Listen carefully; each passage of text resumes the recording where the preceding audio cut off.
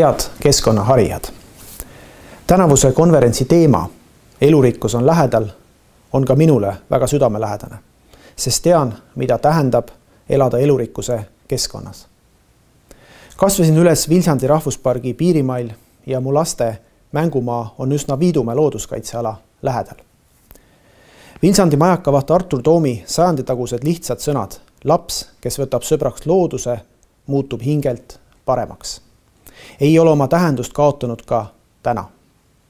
Sina sõprus loodusega on ainuke tee paremasse tulevikku, sest looduse hüvedeta ei saa kuidagi läbi.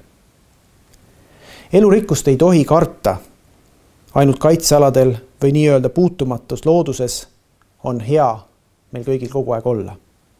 Elurikkust saab hoida kõikjal, kus targalt tegutsetakse. Võru linn on siin heaks näiteks, millega ka konverentsil osalejad tutvuda saavad. Selleks ei olegi vaja alati palju teha. Mõnikord piisab sellest, kui jätta midagi sootuks tegemata. Näiteks jätta ostmata keskkonda kahjustav toode või niitmata osa murust, et ka mesilased ja liblikad sealt öisi leiaksid.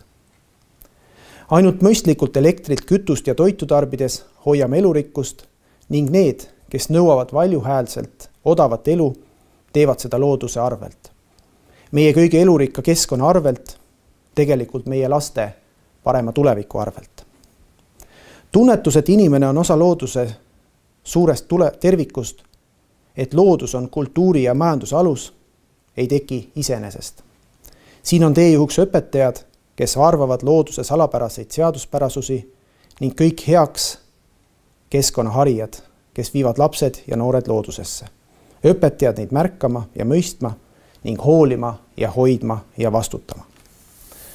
Ma tänan teid, sest kohtudes hiljuti noorte keskkonnanõukoguga oli suur rõõm näha, kui suur on noorte valmisolek kaasa mõelda, rääkida ning võtta vastutust ja tegutseda meie ühise elurikka keskkonna heaks.